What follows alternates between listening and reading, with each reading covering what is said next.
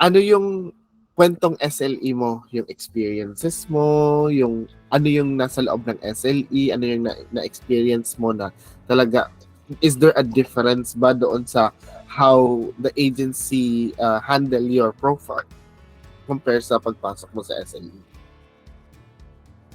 Oo naman, kasi, like, okay, kasi nga, na-experience ko kasi actually lahat, na-experience ko DIY, na-experience ko yung agency sa Philippines, tas kayo, di ba?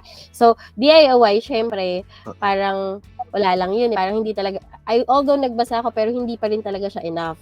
Kasi, hindi ko siya, ala talaga akong complete na, parang picture ko ano ba talaga yung dapat na gawin.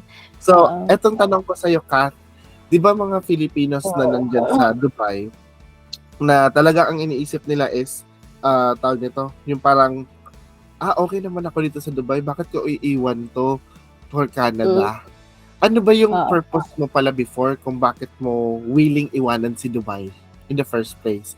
Na baka pwede mong i-share sa kanila, sa mga nakikinig. Oo.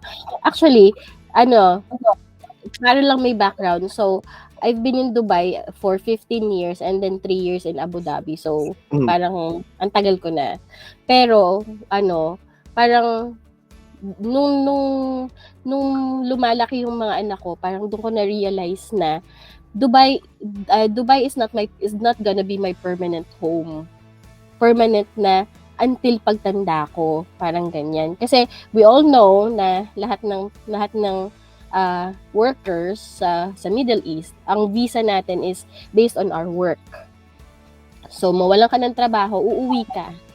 Ang makukuha mo end of service, which is swerte ka na kung makakuha ka ng malaki talagang amount, which is gonna be enough for your retirement to support you or to start a business in the Philippines, which is very risky naman to start a business here. So that's when we decided na actually mas ako yung nagpupush sa aming mag-asawa na mag-Canada, kasi nga it's not just for also syempre para sa mga bata, but also para sa aming mag-asawa, for our pagdating sa or more stable yung aming future with the kids. So I want my kids also to grow up or study, have this life there in Canada, na mas malaki yung mas magiging opportunity nila. Kasi nga, lalo na nung nalaman ko before na ang Canada, even though kahit na student ka pa lang, kaya mo nang tangayin yung family mo dun, di ba? Ito naman, Kat, ano naman yung message mo doon sa ng mga nagdi-DIY muna? Ano muna yung words of encouragement mo sa kanila? Kasi dinaanan mo yung nag-DIY. Pag DIY, I think doable naman siya, kasi I have a friend who did DIYs. And swerte nga ngayon sila kasi sobrang daming mga videos na like si Coach MC, even di ba nagpo-post, ang dami niyang videos na super madami siyang matututunan. Siguro pag DIY, you have to really study it thoroughly. Basa, lahat ng mababasa mo, lahat ng mapapanood mo na videos, panoorin mo.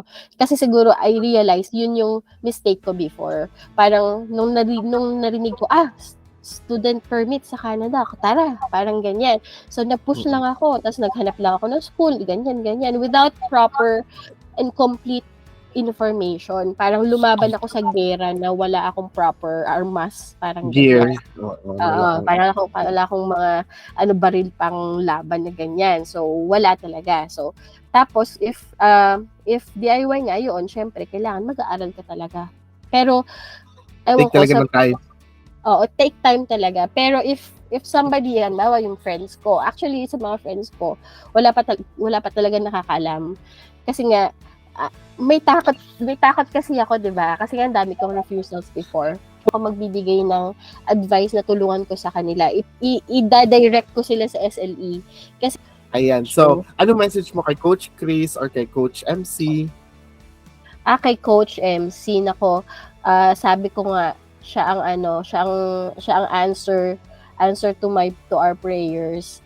Kasi yun nga, Dahil ano ba yung nakita kong video niya? Basta may nakita lang akong TikTok video niya sa sa FB noon. Sabi ko, siguro ito na yon, try ko nga, ganyan. So push mo lang Coach MC, ang dami mong natutulungan. Sobra. Pagka makakaabot ako sa UAE event mo, magkikita tayo. Kasi pupunta siya UAE, 'di ba? Kay Coach Chris, nako, thank you so much sa niya, pag follow up niya sa akin lagi, pag-remind ng timeline, tapos yung niya, habang nagre-review kami ng mga documents. Thank you so much. May kasama pang, may side kwento pa yon and all. Na nasabi ko sa kanya na, alam mo, malapit na, konting-konti na talaga, bibitaw na talaga ako, ganyan. May mga ganyan pa kaming kwentuhan. So, I appreciate talaga kayong lahat. Pati si Coach Yudal sa niya, sa pag-arrange ng LOA, tsaka yung GCMS na, yung refusal ko nung before, na yun lang dumating, may na ako, may approval na ako dun sa Panginoon.